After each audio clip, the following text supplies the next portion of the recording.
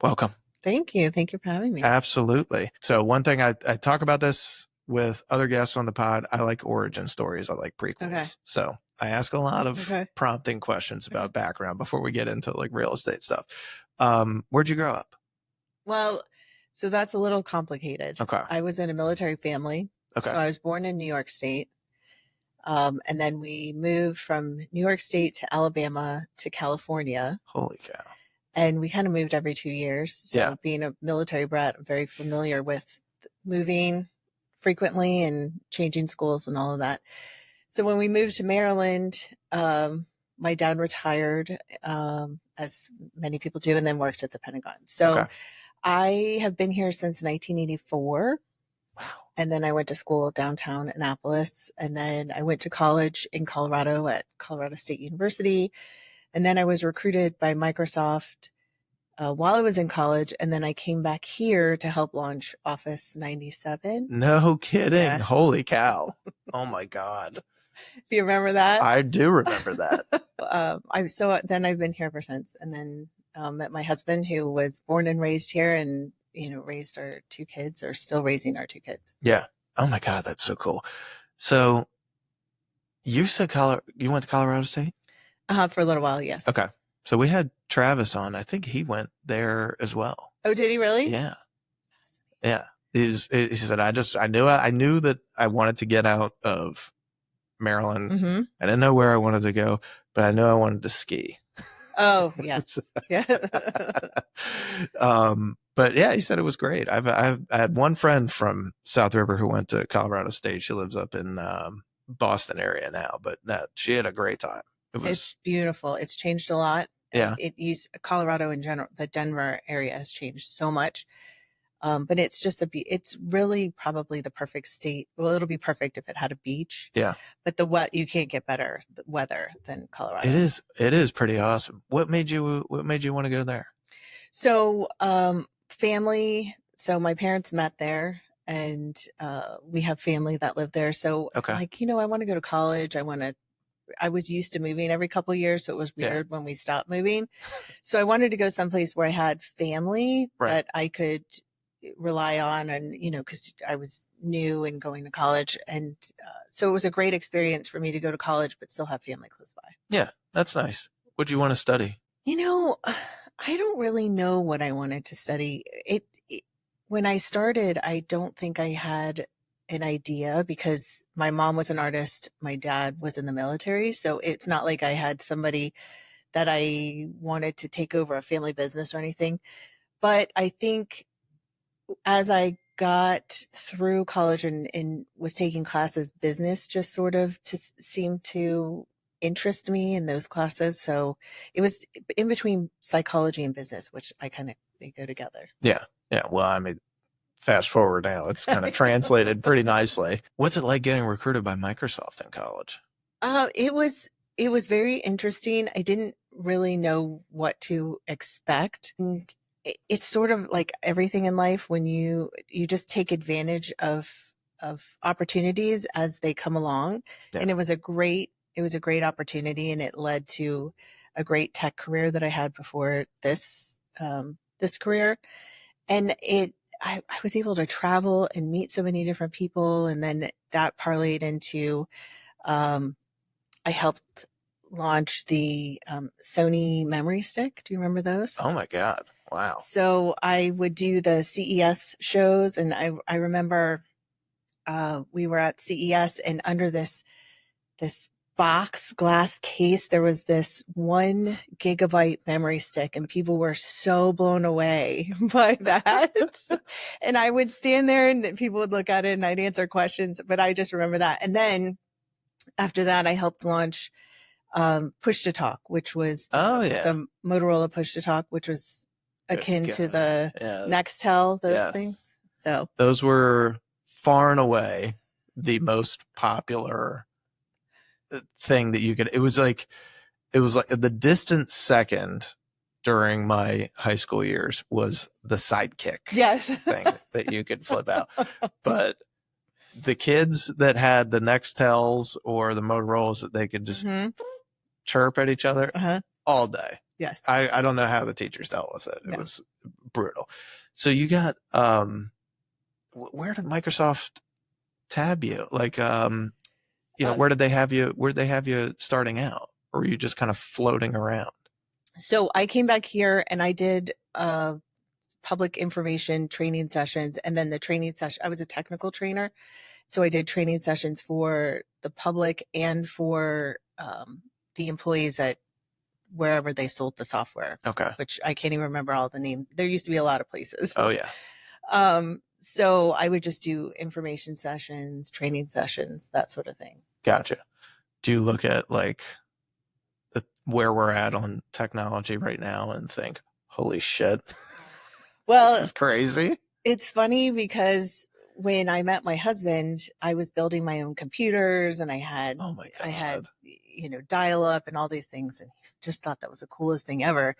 And so, and then he's just far away exceeded. I mean, he knows more about technology and computers than I ever. I mean, it's not my jam anymore. But just the speed at which things have developed. Oh, another funny story.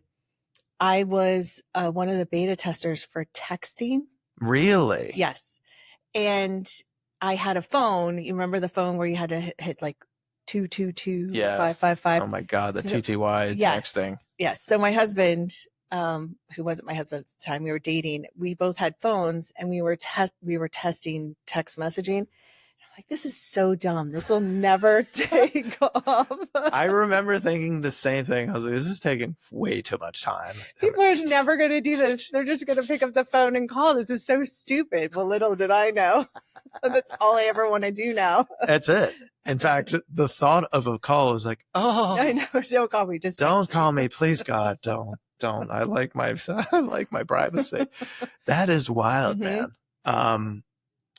So you transitioned to real estate. Was there something in between the tech sales and real estate?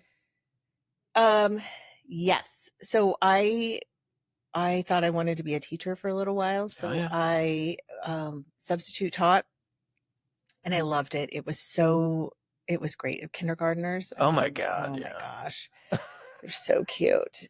And then we were looking to buy our first house and we had a horrible experience. I went through 7 real estate agents. Oh my God. And then I was like, you know what? So we found our first house. We bought it unrepresented, which is silly now that I'm in the industry. And then when we went to sell it, I'm like, you know what? I could do this. I could list this. So I tried to do the for sale by owner route. Yep. Of course, I got contacted by every agent. And it was just a nightmare. But it was 2005. So it was kind of the heart of the market. And I thought, this will sell in 2 days. Right.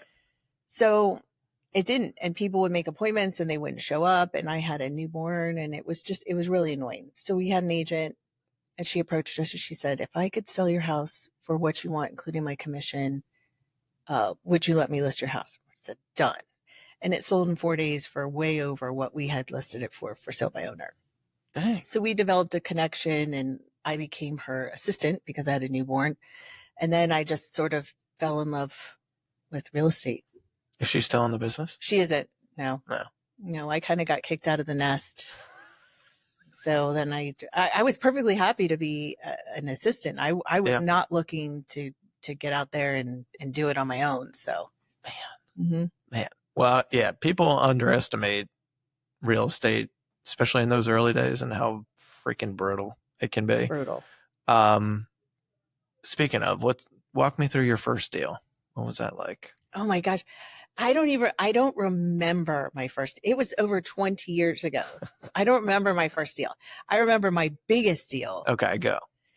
So I met a couple. I sold their house in Annapolis. They were a lovely couple. It was a great transaction. They loved me. And she said, hey, my sister's been trying to sell her house for a long time and I'm going to introduce you to her. I would love for you to work with her. And I said, great. So I said, where does she live? She said, St. Michael's. And I said, okay, perfect. I love it. I love St. Michael's. So she introduced me to her sister who had, at the time, it was probably 7, 8 years ago. Okay. It was a $3.5 million property. And I had never had a sale that big. I had never done waterfront. So I actually brought on another agent, which I think more agents should do if they're not Yeah. experienced Yeah. in the market or doing a particular type of property they haven't done before. But I was just so blown away. And it was funny because sometimes I think in this industry, you have a little bit of imposter syndrome where you're like, No doubt. what am I going to do with this property? How am I going to sell that? I've never done anything like Right. this. And it just all flowed so seamlessly. But because I brought in an agent who had twice as much experience as I had, she knew everything back to front, everything waterfront. I felt this level of comfort. That's good. So that let me go through this process, take on this huge listing, and then learn. And then I just sort of parlayed that into other listings that were around that one. Yeah. But it was huge. It was a huge deal, and it included the furniture and everything, how that, so it was a huge learning experience for me. And I will never forget it because actually on my way to settlement, I got a call that the dog that we wanted to adopt was ready. And so me and the co-listing agent, she's like, let's just go pick up the dog.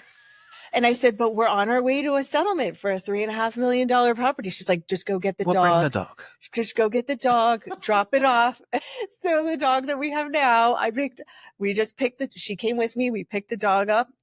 I dropped the dog off with my family and we went to settlement. That is awesome. Oh my God. It's good. When did you start a team? 2015. And why'd you do that? This industry can be very isolating and can be extremely competitive. And I don't work well in that. And I think when I started out in the business, the company that I worked for was very competitive, and they, would have all these, this is what everybody's done this month. And right. It was very difficult to sort of thrive in that environment. So within that, I wanted to create a team, but I wanted to create a team that I would want to be part of. Yep. So therefore, I wanted to make sure my team, the name was not, and we're transitioning names right now, but I wanted it to be a name that wasn't my name. Yeah. I wanted people to be able to build their brand underneath the team. I wanted longevity. I just didn't want a churn and burn and a high turnover rate. Yep. So they get to keep their, what's the word I'm looking for? Why am I missing it? Their production. Yeah. So they get to keep their production. So I just wanted the collaboration because I'm a huge collaborator, and I wanted a group that we could rely on because, again, if you want to get busy, you go on vacation and all of a sudden everybody wants to do everything. So I wanted a group of people that I could say, hey, I'm out of town or I'm not available for this, but so-and-so can step in and I know that they'll be well taken care of. And then when it comes to marketing or it comes to client events or things like that, it's always about collaboration or, hey, I have this new listing. Do you have any particular ideas about that? That is sort of the thing that I wanted to build. So that's in essence why I started it. Well, that speaks to me. I mean, did the same thing. I kept running into issues recruiting agents with them being like, well, how am I supposed to build my brand under your umbrella? Right. Because a lot of times teams, when you're set up for one person, it's, you have these agents that you bring on, you train them, you spend a bunch of time with them, and then they inevitably flee the coop. Right. And I didn't really want that. I wanted people to have more of a collaborative experience, more of a team, not necessarily a profit share model, but I want them to all feel valued. Yeah. At the same time. Absolutely.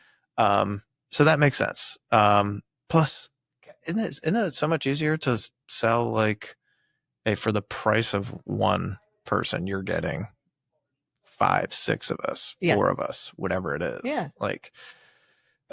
It's just nice. And you guys are very, very much about the relationship and the experience above all that. Definitely. Quality over quantity. Absolutely. Okay. Yes. And I know we're very aligned on that as well, because I don't ever want to be the biggest or sell the most. I want people to have good experiences, and then the word of mouth.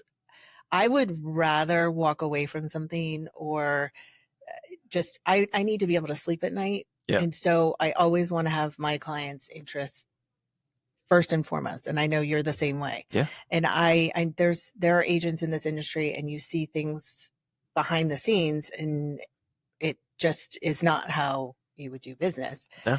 And I never, ever, ever I want to be more of a boutique. So it doesn't matter. We don't ever say, hey, this is how many houses we've sold, or, this, how many, whatever, amount we've sold for this year. That doesn't matter to us. We want to have client events. We want our clients to share, just have great experiences. And the greatest compliment is, when I've been invited to weddings of clients, or anniversary parties, or baby showers, or things like that. Or I've worked with the parents, and now the parents have given my name to their children. And that to me is more than anything. That's honestly, that's probably the most underrated part of this, because general public looks at the check basically, and they're like, oh God, that's too much money. It's like, okay, well, I've talked about this with a couple of other agents. I've said, like, we take a lot of risk on. It's a high risk, high reward business. It's also not that much when it comes down to like an hourly rate. If we were to chop it up that way. But I'm totally with you on the experience and being totally relational, because that's like, how am I going to say this in a way that will make the most sense? I think your value that you see for yourself comes in how you make others feel. Absolutely. And so when you get invited to drinks with clients, or you get invited over to somebody's birthday party or somebody's wedding, or they say, hey, just called because I'm thinking about you. I passed your name on to a friend of mine who's like, there's like almost no better feeling. No. Like, yeah, the checks, like, especially when you're first starting out, like you need the money, and it's like, it matters. Right. But over time, those checks become more of a relief that it worked out, in my opinion. And then you're focused more on, at least I am, and I know that you are too, more on like, all right, did I do the best job that I could have for that client? And if I couldn't, what can I do better next time? Like, I don't know. I just feel like there's when you make it more about the people than you do about the numbers, it just has a different impact on you. And in my opinion, more positively. Absolutely. You're not focused on everything as a transaction. No, and you're right. And it's not the transaction. It is, and you see the people, and everybody's different. Everybody has a different story.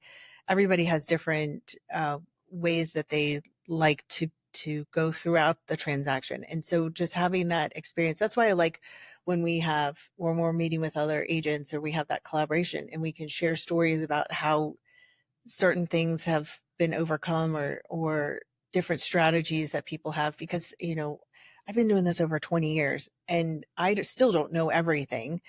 I know a lot of things, but I feel like I can always be better and learn and get experience from it. It doesn't matter from what agent, from how long they've been in the business, but I can always feel like I can learn more from clients or other agents. And being in it 20 years, you've seen like a couple of different waves in consumer behaviors and stuff like that. So you would think that's an advantage with client being like, actually, I've been through it long enough to see a couple of different waves like this, or interest rates like this. So here's what I would expect moving forward. Here's what we're seeing right now. I mean, real estate's a funny business, but it is like a prediction game, but you can't, I mean, God, especially the last couple of years, it's been damn near impossible to pick that stuff out. What do you think's changed the most for either consumers or agents over the last couple of years? I think all the noise. I think just that's louder. And I think that I think there are going to be a lot of agents that are getting out of the business who got into it because they saw a TV show and they thought it was Right. super easy, and we just go to lunch all the time and negotiate It stuff. does sound awesome. I'm not going to lie. It sounds awesome. It does sound amazing, but it's not reality. And it's an extremely stressful job. It's a very rewarding job, but it's an extremely stressful job. But I think that the more that that goes away, and the more that people see what we really do or have those great experiences, because sometimes I think even the best agents just don't know how to quantify or to show all the things we do on the back end, Yeah, because we do so much on the back end. I know. And so I think we sometimes make it look too easy. So people think, oh, you just make all that money, and what do you do for it? And they just don't really understand everything, all the relationship building, all the hours, all the things. I mean, really, truly, we didn't ever get a day off. I mean, I No. was working in Disney World. I mean, I was having a C-section, and there was a settlement happening, and I'm like texting before I get, it's just. Do you know how like insanely common that has become? Is Yeah. like how many women have been like in labor. Yes. Like, just a quick, before I get Right. this next push out, I do want to go ahead here and send this email off to make sure that the client didn't forget we have walkthrough in 3 days. Right. It's crazy to me. You guys, like, of all the times that the only times that I've ever like turned my phone off have been like when my children have been born. It wasn't off for very long, Right. but it's like, do you not feel like, oh my God, if I don't do this, then I'm not serving them the best? Right. And I think that is the key behind it, is because you are so invested in how this is for your clients, and you care so much that is how you treat it. You treat it like it's your own. And I think that's the part that people don't understand. And I think that and maybe people, I think a lot of this has to do with people, whoever started the lawsuit probably didn't have a good experience. Probably not. And probably felt like this was a waste of money. They got paid way too much. There are so many agents out there that their clients feel like, oh my gosh, they deserve every penny of all of this, because they handled this like a trooper from beginning to end, and were so professional and kept us out of legal trouble and guided us the entire way. So I think all the noise is going to sort of thin out the herd, so to speak. I think so. And then I think people really understand. But I also think agents need to be better about really communicating what things are happening behind the scenes, because if you make it look too easy, people don't understand all the things that you're doing. And then they're not seeing the value because they're not seeing it. Correct. Yeah. And that's a hard thing to articulate. Yeah. But the tech stuff, with your background and stuff, how does that kind of play into your client strategy?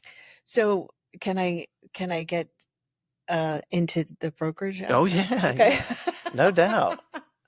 So, oh my God, my hair is crazy. You didn't tell me my hair is crazy. Oh, I thought it looked great. Oh my gosh, you're such a guy. Okay. Gosh, goodness. Okay. So it looks awesome. You're good. I promise. All right. So before coming to Compass, the brokerages that I've been with previously, they were kind of all over the place, and you had to go to 18 different apps or whatever to do. This is all sort of streamlined, and it helps because you're in communication with your client in one centralized location. So everything is there. And that, I think, has been what has been missing from all my other experiences with all the other brokerages, because everything was just piecemealed. And you can't really have a seamless transition or a seamless experience when things are MacGyvered together. It just doesn't work. And so here I feel like you have everything from beginning to end. So you can invite them in. You have all of your material, which we used to have separately, your buyer consultation, your listing presentation, your CMA, everything is there for people to see from beginning to end, which also helps again with the value proposition, because there is a central location that people can see what's going on, what you've done, because otherwise it's just emails floating in the ether. Right. And so I think that is a huge portion of what is going to make people understand all the work, because it's all compiled into one central location that people can be reminded, oh yeah, look, we did do the CMA. This is the buyer presentation or the listing presentation, or these are the documents, or this, whatever it is, it's all together. So it's a constant reminder of, here's the timeline of where we've been. Here's all the documents that I've gone through with you. Here's everything. And it's a full experience altogether. Yeah. It just makes it seamless Yeah. for a client, like truly seamless Yeah. for a client to be able to just have one spot for everything. So that's huge. That's huge. Well, tell me about, you mentioned your highest deal Mhm. that you've had. Do you have any other signature deal or achievement? Something that has, like, something that stands out to you where you're really proud of it? I have a client. They're now like a family of clients. Okay. So I started out with the parents. I met them at an open house, and I think it took them 4 years to find something. So that's not common, but they were looking for something pretty specific. Yeah.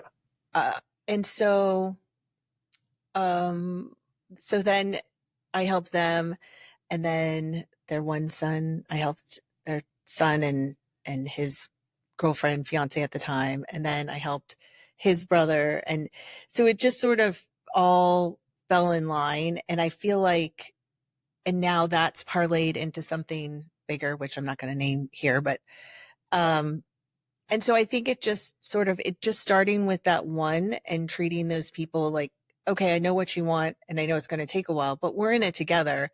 Did take a long time, but that just showed them what type of person I was. So then they trusted me with their children, which is huge. That's huge. And then one of their children is involved with an organization, and then that parlayed into something bigger, which I'm really proud of. That's cool. So I think that's probably one that stands out. Yeah. Yeah. I like that. So you met them at an open house, and 4 years is a long time to be looking. It was a long time. I've had a couple that have waited that long. Yeah. What'd you learn from that experience? Is it patience? Is it just constantly building? I think patience, but I really enjoyed working with them, because sometimes I think people, one of the key things I think people need to understand when working with an agent is communication, and it works both ways.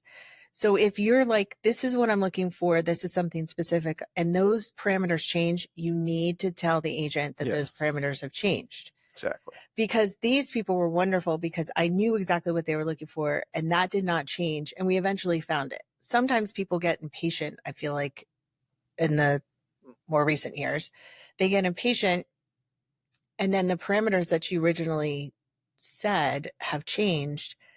And then they're frustrated because they're now looking elsewhere and trying to find things. And we have a great network of properties that we can find and really hone into, potentially off market, but we need to know what those are. Yeah. So what was the original question? How did I go down that? Oh my God. I've already forgotten. Learning from that experience. So I think making sure that you tell clients at any time, because this is the other key that people do all the time, and I'm sure you've experienced this. They'll say, this is my budget. I'm up to $1 million. Okay, if you're telling me you're up to $1 million in this market, I might say, oh, we'll go up a little bit, because things tend to sit on a little bit longer, but I won't ever change that parameter. And then they're sending you a $1.3 million property. Yes. And they're like, and you're like, I'm not getting 300 grand off of this thing. What? And they're like, well, this goes into my search. Well, you need to communicate that. So I think making sure you set communication expectations with your clients ahead of time is huge. The two-way communication part of that is great. Yes. Well making sure said. My hair is not carrying. No, you're good. You're good. Do you have a favorite neighborhood in Annapolis to sell in? No, I don't have a favorite. I don't have a favorite neighborhood that What about like a niche? Do you like any type of property the most?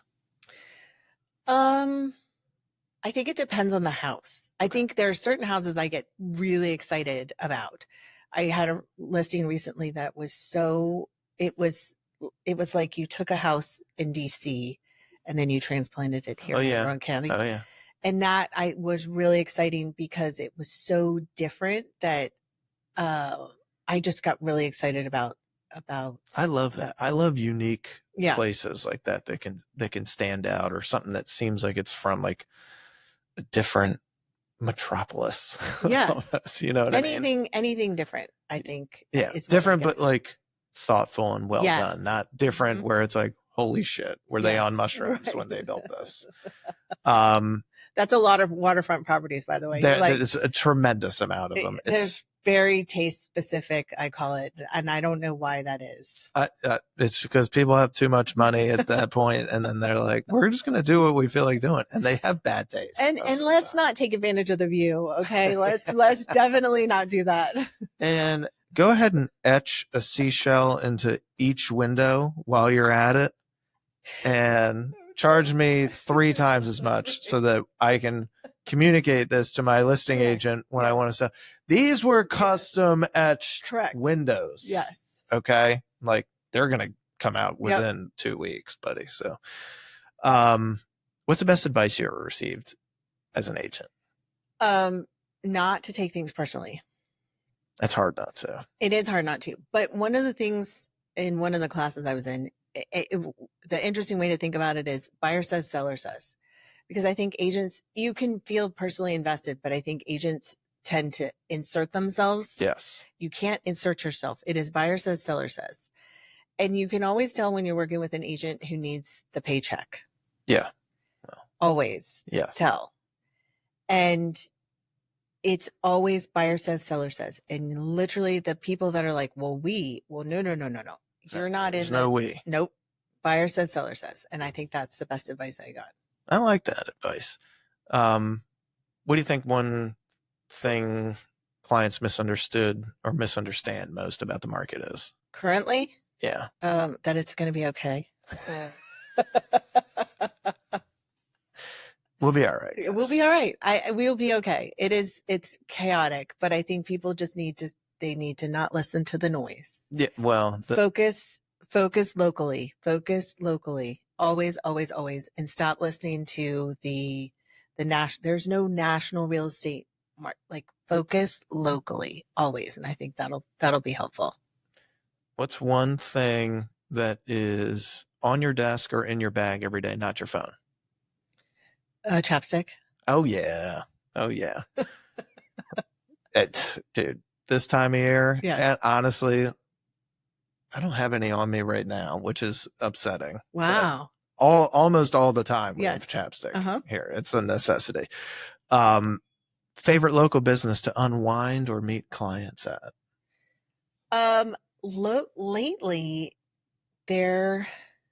Lately I've had clients who've wanted to go to not the corporate coffee shops. So like Big Bean, Red Bean. There's one on Bestgate. And the one in West Annapolis. Yeah. Yep. Those Bean Rush, Yep. Bean Rush, Yep. Bean, Red Bean, all bean. A lot Curate of beans. is another one. Curate's another one. Yeah, on West Street. Mm-hmm. I like that. Yeah. Too. I like that too.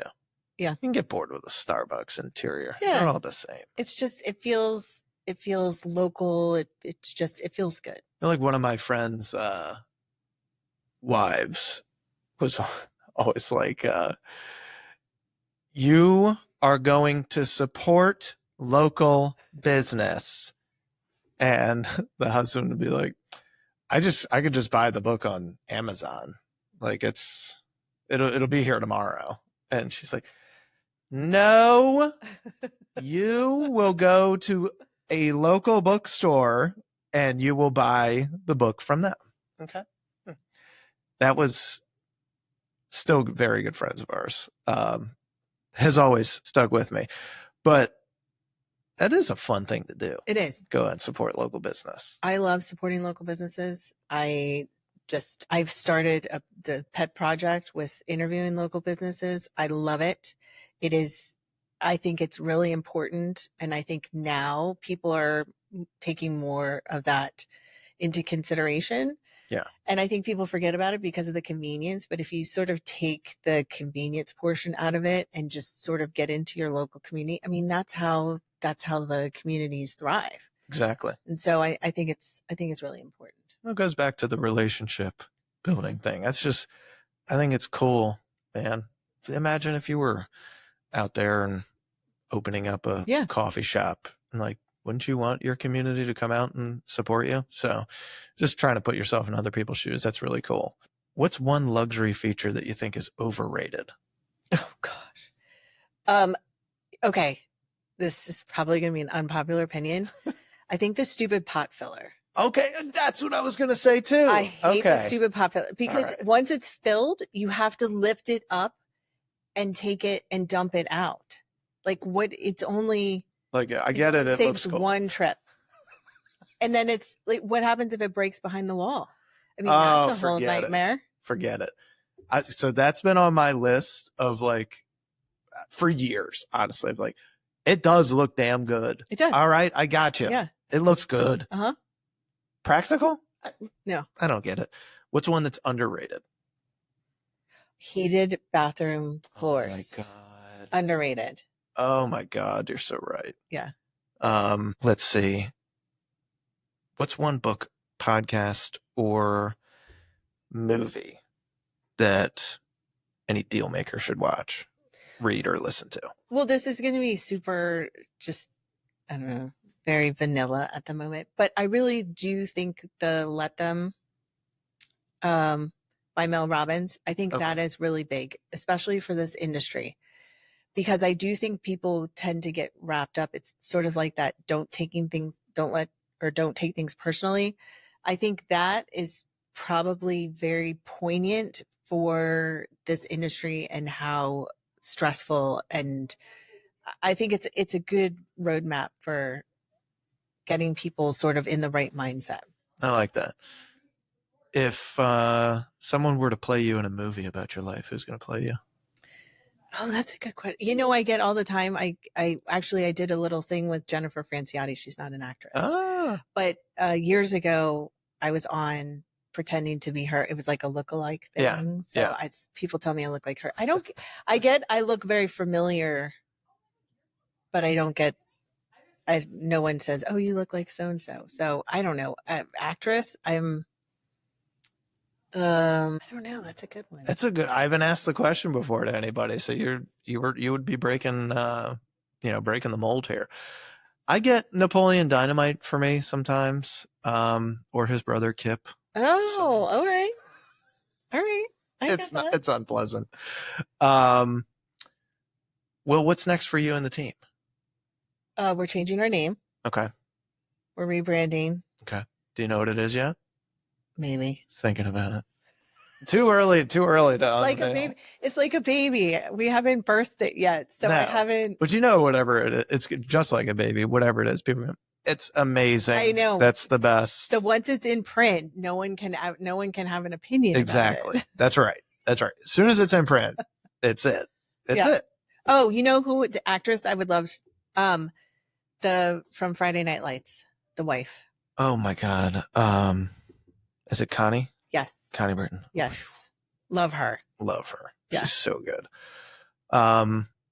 Any advice for agents that are trying to scale without losing their personal touch? Do it slowly. Don't try and do it all at once. But I think starting with an assistant first. Yeah. I think that assistant transaction coordinator, I think that'll help you scale. Agreed. That's like the number one thing that you hear from agents all the time. First hire, it's got to be an assistant. It's got to be. Yeah. Otherwise, you're not going to survive. Where can listeners follow you or reach you if they want to buy, sell, or just learn from you? Instagram is JENN.Chino, CHINO. My Jennifer Chino is my name. And search that in Annapolis. I come up a lot. Beautiful. Yeah, you do.